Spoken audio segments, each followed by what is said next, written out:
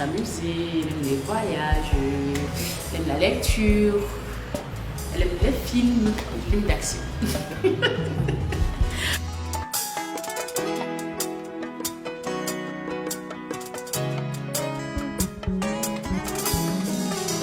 Hello! Et de 20 fois, on va tomber sur Zamba.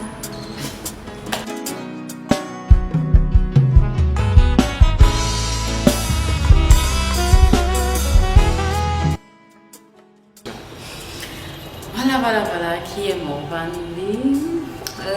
Morvan est une jeune femme originaire de l'Ouest Cameroun et mariée, mère de 4 enfants, 4 filles. Voilà. Morvan Lee aussi est une chantre. Et mon nom véritable c'est Kemayo Morvan Muriel, épouse Ndou. Voilà, le nom d'artiste est Morvan Lee. Ok, là je vois un peu la petite histoire. Il faut dire que à la base, j'étais chantre à l'église, consacrée, donc je rendais le ministère à l'église. Morvan n'a pas prévu être artiste en fait, exercer dans l'art musical. C'est donc le Seigneur lui a donné. Du coup, ça fait que dans les années 2011, parce que j'écrivais beaucoup, j'avais des textes et tout, mais je ne me sentais pas celle-là qui devait sortir avec cela en fait. Donc j'ai porté cela en prière, le Seigneur m'a mis à cœur de rassembler des jeunes, de leur donner ces textes-là, bref, de les former quoi, et de les envoyer dehors, dans le genre que je devais faire dans l'art musical quoi. Donc du coup, ce groupe-là, après un temps de prière, le Seigneur a donné à ce groupe-là le nom du brandon. Le brandon qui est une torche qui permet de s'éclairer. Alors, pendant que nous avons commencé à cheminer, au départ, nous avons fait un premier album en 2012. J'étais juste là comme la mère en fait, la mère du brandon. Et c'était mes premières pages. J'apprenais vraiment à chanter ce que c'est que chanter vraiment. Donc, mais 2-3 ans après, il s'est avéré que c'était question que moi-même je fasse quelque chose. Et là, ça n'a pas été facile pour ça. J'avoue que ça a été difficile parce que personnellement, je ne pouvais pas être à la hauteur. Je n'avais pas d'assurance, sortir. Vous savez, quand on est à l'église, c'est une chose. Hein. Puis quand on va aller vers le grand public, c'est autre chose. On se dit, est-ce que je vais la voir être à la hauteur? Est-ce que je sais bien chanter? Bref, j'ai commencé à tout remettre en question. Et le Seigneur a dit, voilà, il faut que tu fasses. C'est comme ça que je ne me suis pas détachée. Mais j'ai commencé une carrière en solo, si on peut dire comme ça. Et là, il fallait un nom d'artiste. Et je me suis dit, bon, Seigneur, quel est le nom que je vais avoir? Alors, j'ai sollicité mes enfants dans le Seigneur. Je leur ai dit, voilà, j'ai besoin de votre soutien aussi. Priez que le Seigneur me dise quelque chose. Je ne sais pas, je ne veux pas faire parce qu'il faut faire, mais je veux sentir que je suis sur le droit chemin. Et c'est comme ça que c'est sorti après ce temps de prière. Morvan qui est mon prénom. Il faut dire que c'est à ce moment-là que j'ai retenu ce que Morvan signifie en fait, parce que je ne savais même pas ce que ce prénom signifie. Donc Morvan, c'est celui-là où c'est là qui détient le secret de la vie. Voilà, ça c'est la signification de Morvan. Bon, masculin c'est Morvan qui veut dire Michel Montagneuse. Voilà un peu. Donc du coup, le Seigneur m'a dit Morvan, donc là j'ai le secret de la vie qui est Jésus-Christ. Et puis que le bouffon va illuminer le monde. Donc c'est sur cela que je me suis tenue pour dire voilà, c'est bon, on va le brûler. Et puis j'ai senti ça et en même temps aussi de l'autre côté, j'avais besoin de sentir que M. Brandon là était toujours là. Le Brandon, l'équipe complète, parce que jusqu'à aujourd'hui, nous continuons de les acheminer ensemble. Et je crois que ce sont deux là qui sont cette taille là qui nous donnent aussi la force. Donc il fallait vraiment faire le bissoir. Voilà, comment est-ce que j'ai donné ma vie, Seigneur? Cette question, je l'aime particulièrement parce que c'est le témoignage de ma vie. En fait, au départ, je dis que je suis originaire de l'Ouest Cameroun. Alors, j'ai eu une enfance un peu complexe. Étant enfant unique à maman, mes deux parents étaient originaires de l'Ouest Cameroun ici. Du coup, à l'âge de 12-13 ans, j'ai commencé à avoir des problèmes spirituels. Ça veut dire que pour ceux qui connaissent, à l'Ouest Cameroun, parfois on parle des totems. Alors il s'avère que je voyais certaines choses en pleine journée. Je pouvais voir des panthères marcher, je pouvais voir des personnes autour de mes camarades de classe. Moi, je voyais des choses que les autres ne voyaient pas en fait. J'avais des signes un peu. Et là, au départ, on ne me croyait pas et j'ai commencé à me renfermer. Mais maman, elle a compris ce qui se passait. Dommage parce qu'on m'a mené chez les marabouts par-ci, les charlatans par-là. Et une fois donc, on a fait comprendre à ma mère, j'étais en classe de 3e déjà, on a fait comprendre à ma mère que je devais être initiée. Parce que chez nous, les Bamileke, il y a ce qu'on appelle les Ménussi, les voyants. Donc j'étais une voyante, d'après ce qu'ils me disaient. Et je devais être initiée. Alors, à ce moment-là, on a demandé un sac de coris, de la chèvre, une petite d'huile, de sel. Et soit on devait aller faire des trucs sur moi, il devait me perdre en brousse et quand je devais ressortir de là, je devais être doté de certains dons, etc. Bref, pendant ce temps-là, je ne sais pas, comme ça, hein, je ne peux pas trop expliquer, mais je sentais toujours le besoin de prier parce que je chantais déjà étant enfant. Et c'est seulement quand je chantais que je me sentais vraiment bien. C'est seulement quand je chantais que je me sentais apaisée en fait. Alors du coup, c'est comme ça que j'ai commencé à prier après dans le vide, hein, parce que je me battais comme je pouvais. Et ça a commencé à créer quelque chose de fort en moi. Des fois, il y a des divisions dans la famille. C'était vraiment très difficile. Et c'est comme ça qu'à cette période-là, maman aussi a eu des conseils de ses amis qui lui ont dit non, ta fille a besoin de rencontrer un homme de Dieu. C'est comme ça qu'on m'a conduit chez des hommes de Dieu. Et parce que, étant dans la maison de Dieu à cette époque-là, je crois que c'était en 2000, hein, comme ça, 99-2000, c'était très très difficile. Alors là, quand on a commencé avec les prières chez les pasteurs, je me rappelle que j'étais vraiment d'obédience catholique, donc je comprenais rien à rien à tout ce passé. Moi, j'étais tellement perdue que les gens commencent à dire au nom de Jésus. Je me disais, ah, ça c'est la folie ou quoi. Mais en fait, j'ai eu une expérience personnelle d'un vécu. J'ai vu comment le Seigneur a commencé à changer ma situation. J'ai vécu vraiment certaines choses. J'ai senti la présence de quelqu'un en moi. J'ai compris ce qui veut dire aussi être possédé d'un mauvais esprit. Et c'est comme ça que je me suis dit, je ne sais pas, vers qui est-ce que je vais me tourner. En fait, j'ai pris conscience du fait que je n'avais que Christ. Je n'avais que Christ. Et comme si cela ne suffisait pas, j'ai perdu mon papa. Et après 2 années, bref, c'était difficile. Puis voilà, maman aussi elle est décédée. Et étant enfant unique, la famille qui ne voulait pas accepter le fait que je sois née de nouveau. Donc du coup, je me suis retrouvée seule. Imaginez une enfant unique seule et j'habitais à l'église. J'habitais à l'église et j'ai fait à l'église, je crois, plus de 5 ans. Hein. Bref, j'ai fait à l'église, quoi. J'ai fait à l'église, on se trouvait de moi là-bas. Et ma maman, avant de rendre l'âme, m'a confié à mon mentor aujourd'hui. Elle lui a dit, si je meurs, voilà, je te remets mon enfant parce que je sais que c'est toi qui vas vraiment l'aider, la conduire sur le chemin du salut, etc. Et voilà comment je me suis retrouvée dans la prière. Et je veux dire qu'à cette époque-là, j'avais dans les encablures de 16 ans et demi, 17 ans. Donc, de 17 ans, voilà, jusqu'aujourd'hui, c'est comme ça que j'ai pris conscience. Et 2 ans après, j'ai pris la ferme résolution d'entrer dans les eaux de baptême. Je suis entrée dans les eaux de baptême parce que je me suis dit, waouh, en dehors de Christ, en fait, j'ai pas de vie, ma vie c'est lui. Parce qu'il était dit, tellement de choses, je pense les détails, mais il était dit que je n'enfanterai jamais. Et pour pouvoir édifier les uns les autres, pour que je fasse mon premier enfant, mon premier accouchement, il a fallu que je sois dans ma prière. Et j'ai fait 4 enfants, mais 4 césariennes déjà. Et mon premier enfant, je suis entrée dans une phase d'éclampsie. Et dans cette phase d'éclampsie-là, j'ai eu une vision. En fait, quand je me suis réveillée, on m'a fait comprendre que j'avais fait une semaine de coma. Mais moi, je pensais que c'était juste une nuit. J'étais endormie pour un seul jour. Et c'est bizarre parce que ce jour-là, dans cette phase de coma, je me voyais dans un désert. J'entendais une voix qui m'appelait, la voix de mon grand-père, celui qui entre guillemets était mon possesseur. Et j'entendais notre voix, mais dans une lumière, comme la voix d'un ange, je ne sais pas, du Seigneur qui me disait viens à moi. J'étais un peu embarrassée entre les 2 voix qui choisir. Alors quand j'allais de l'autre côté gauche, sans moi, je dis non, je suis allée de l'autre côté, là où il y a la lumière. Et plus j'avançais vers la lumière, et quand j'ai franchi la zone de milieu, c'est comme ça que je sors du coma. Et là, je me retrouve dans un hôpital, et les gens autour de moi avec des tuyaux un peu partout, je ne comprends pas. Et là, on me fait savoir que ça fait 1 semaine que je suis dans le coma. Et je vais dire que j'ai fait 3 mois. Je ne parlais pas, je ne reconnaissais plus personne, même mon enfant, mon bébé, je ne reconnaissais plus. C'était une phase vraiment difficile en tout cas, c'était très difficile. Mais c'est une grâce moi parce que je crois que j'ai vraiment vécu l'amour de Dieu. J'ai pu toucher certaines choses que je dois.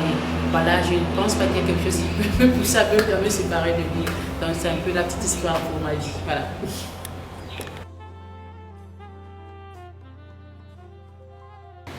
Voilà le message à garder dans toutes ces chansons. En fait, déjà, il faut dire que les chansons ont été composées dans des contextes précis. Et quand je regarde tous ces différents contextes, en fait, ça me ramène juste à l'amour, à la grâce. Donc je ne peux que demander aux uns aux autres de rechercher cet amour véritable-là qui nous donne encore d'être plus compatissants. Donc c'est juste l'amour de Dieu, c'est tout ce que je peux dire. Ok. Ce que je peux dire à ceux qui veulent être comme moi, ceux qui veulent me ressembler, c'est... Déjà, je n'ai pas choisi d'être ce que je suis. Je n'ai pas fait un concours pour être là où je suis, ou je ne sais pas.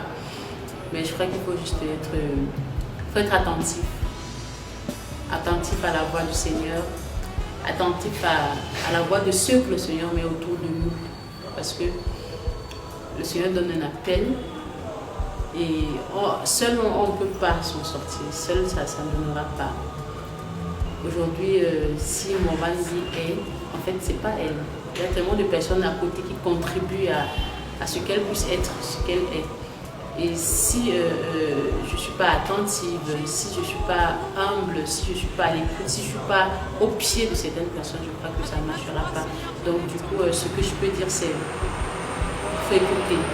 J'aime beaucoup dire il faut étendre l'attente, vraiment étendre l'attente. Et quand le Seigneur appelle, forcément, vraiment, il met tout en condition pour que ça aille pour le mieux. Donc il faut juste être là pour le Seigneur. Savoir pourquoi est-ce que le Seigneur t'appelle et le reste viendra tout seul. Ah, le soutien, le fameux soutien. Voilà, en parlant de soutien, je vais déjà dire merci. Parce que le Seigneur a préparé des personnes qui me soutiennent vraiment dans la prière, des personnes qui me soutiennent dans les conseils. S'il fallait que je cite des noms, je serais contente de citer des noms, mais je ne peux pas. Parce qu'ils sont tellement nombreux. Et le premier soutien que je demanderais aux uns aux autres, c'est d'abord sur le plan spirituel, c'est la prière. Et maintenant, c'est vrai que dans ce que je fais, ça demande beaucoup d'investissement aussi, que ce soit matériel, que ce soit financier. Alors je vais tout simplement dire que ce soit moi aujourd'hui ou quelqu'un de notre chambre, notre artiste, il faut faire des gestes ou des dons selon que le Seigneur te donne, te permet de le faire. On n'a rien à prouver à qui que ce soit, on n'a rien à prouver à personne. Donc, il faut faire son élan du cœur. Si le Seigneur te dit, prie pour moi, si le Seigneur te met à cœur de donner un verre de vas-y, ne te gêne pas. Tu sors là, tu peux la contacter. Donc voilà. Je crois que mais personnellement, si on me posait la question, je dirais que j'ai besoin de plus de prières et d'idées. Voilà.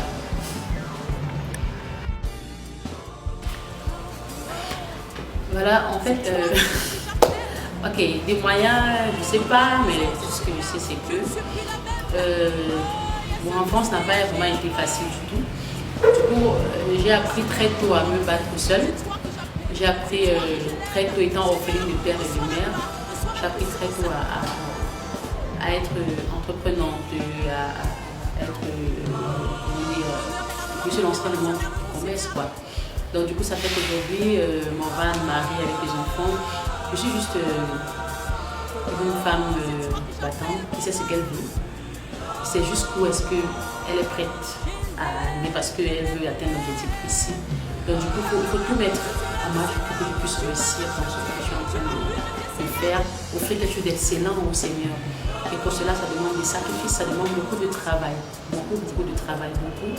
Alors, je ne pense pas que j'ai assez de moyens, mais déjà le sacrifice que je fais en étant femme entrepreneur, en investissant dans les champs, en investissant dans l'agriculture et dans l'élevage, en fait, tout ça me permet de pouvoir tenir les deux bouts, tant sur le plan familial que dans mon ministère. Parce que je pense que ce ministère-là a besoin de toucher plus d'une personne. Et voilà, ma voix ne suffit pas en fait. Ma voix ne suffit pas. Il y a tellement de choses qui vont autour, qui vont avec. Donc du coup aujourd'hui, si je peux tenir, si je peux faire ce que je fais, c'est parce qu'à la base, je fais un sacrifice. à la base, je m'investis vraiment, je m'investis à fond, je m'investis à fond. Donc, j'exhorte tout le monde à faire pareil aussi, à s'investir vraiment à fond.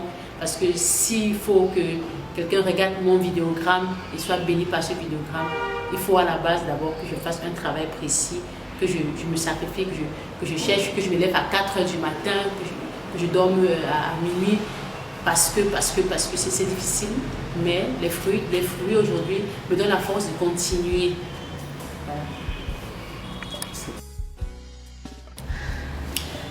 Voilà. Waouh! Quelle est ma plus grande peur? Voilà, je veux dire que le chemin avec Christ n'est pas facile du tout. C'est pas facile en tout cas. Je crois, vous savez, chacun a son expérience, chacun a son vécu, son train-train, c'est pas facile.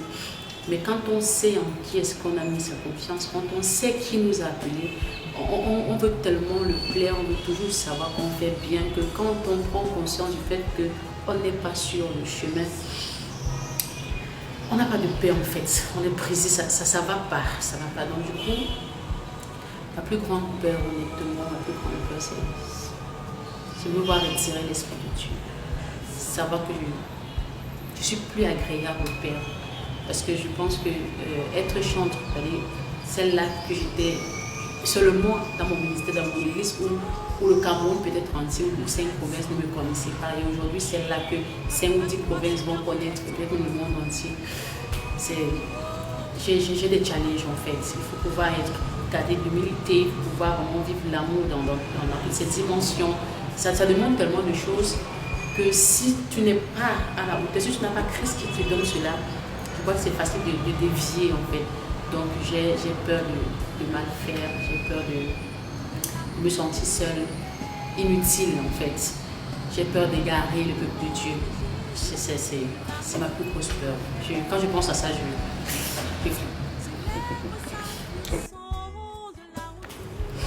voilà, les challenges. Les challenges, les attentes, voilà, j'en ai pas mal, hein, les attentes, il y en a creux comme ça. Voilà, les challenges, vous savez, chaque jour qui passe, on a des épreuves nouvelles, on a des personnes qu'on rencontre et on a des cœurs à restaurer, à consoler, on a des vies à ramener au Père. Donc, le challenge aujourd'hui pour ce concert-là, l'un des challenges pour ce concert-là, c'est déjà de préparer quelque chose qui, sur le plan artistique, soit, comment je vais dire ça, digne du Cameroun, qui puisse vraiment être à la hauteur, quoi, être bien. Donc, l'autre challenge, c'est sur le plan de la qualité, la disposition, parce qu'au finish, j'aimerais avoir une scène où on ne dira pas waouh, c'était super, les voix étaient vraiment magnifiques, les notes étaient très justes et machin ici. Mais avoir des personnes qui à la fin de ce concert sont sorties avec des témoignages parce qu'ils ont pu être transportés, ils ont pu ressentir la présence de Dieu, mais recevoir un message, comme j'aime souvent dire, comme la Samaritaine a reçu une révélation, elle a dit venez voir cet homme qui ne me connaît pas, qui a parlé de moi. En fait, c'est ça que nous attendons aussi, c'est que quelqu'un dise ce jour-là, waouh, Seigneur, je suis venu dans ta présence et je suis sorti la même. Donc, on reste, ça demande tellement de disposition que on se dit voilà, on fait ce qu'on a fait et le Seigneur fera le reste.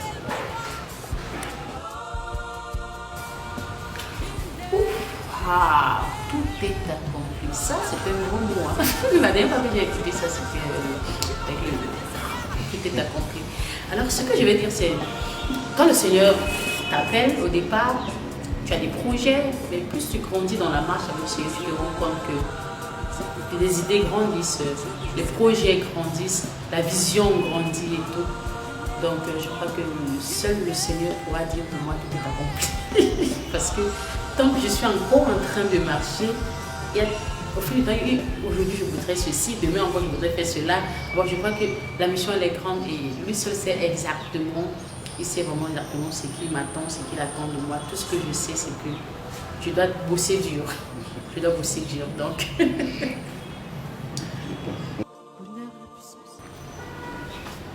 La page Zomba. La page Zomba. En fait, quand je regarde cette page-là, chaque fois que je me connecte, j'ai toujours tendance à revoir ce passage dans le livre de Joël qui dit « En ce temps-là, je susciterai ».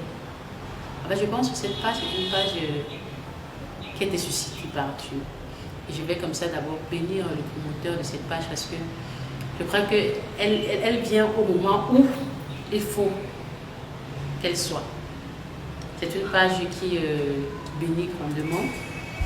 C'est une page aussi qui nous permet de découvrir, d'être édifié en fait, de découvrir un peu le parcours des autres frères, des frères et des sœurs, et de pouvoir aussi avoir de la force en les écoutant et tout. Donc je pense que c'est une page qui a besoin de notre soutien, qui a besoin de nous pour aller de l'avant. Donc Zaba, je suis avec toi. Tendre Père, je te bénis grandement, Seigneur, pour cette nation, le Cameroun. Cette nation que tu nous as donnée, cette nation où coule le lait, le miel, Seigneur. Cette nation où toi tu résides. Seigneur, parce que tu résides dans cette nation, tu fais d'elle une nation particulière. Tu fais d'elle une nation exceptionnelle, de que son peuple. Et aujourd'hui, Seigneur, je viens te recommander cette nation parce que je sais qu'elle est ta deuxième Israël. Je vais te la recommander parce que tout ce que toi tu fais pour cette nation est pour son bien. Seigneur, toi tu as dit qu'après la pluie sera le beau temps. Viens, Seigneur, que la pluie descende dans cette nation et que le beau temps vienne. Éternel, nous te confions les dirigeants de notre nation afin que toi et toi, c'est leur compte de la sagesse nécessaire pour pouvoir mener ce peuple là où toi tu veux qu'il aille. Nous voulons aujourd'hui, Seigneur, que cette nation reste la tienne, parce que nous savons qu'elle est tienne. Alors conduis-nous, Seigneur, véritablement, afin que nous puissions être le reflet de ta gloire dans le monde entier. Amen. De là où tu es, élève le nom de Jésus. De là où tu es, célèbre sa grandeur. De là où tu es, exulte de joie pour le roi. De là où tu es, célèbre, j'élève ton nom plus haut, plus haut, plus haut. J'élève ton nom plus haut, plus haut, plus haut.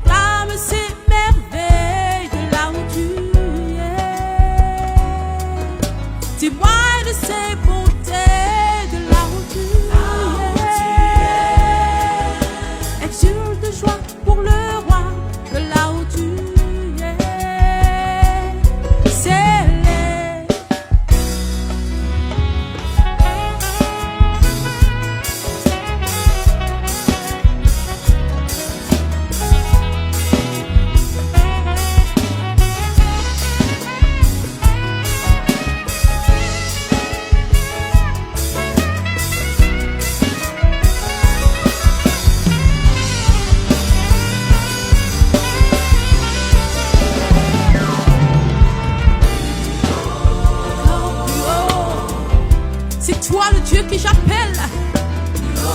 Dans ta présence, Seigneur, je ne suis plus la même. Oh, il y a Saint-Esprit, agis en moi. Oh Seigneur, je te glorifie. C'est toi que j'appelle, c'est toi que je lève. Seigneur, reçois la gloire, reçois la puissance.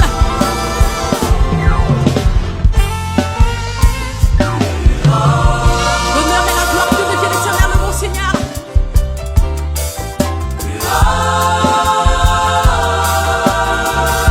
Oh, c'est toi que j'appelle mon roi. Je lève, je lève, je lève. Je te lève, Seigneur. Tu m'as racheté, tu m'as purifié, Seigneur. Comment me comparer à votre nom, Seigneur? Tu es la terre des vivants. Le Dieu qui lève, le Dieu qui fortifie, le Dieu que je célèbre. Je lève ton nom, je lève, je lève, je lève.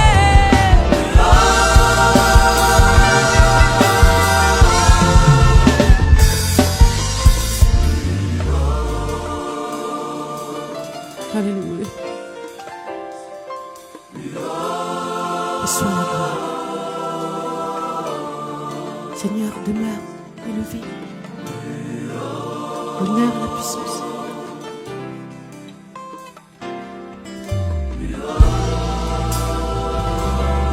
Alléluia.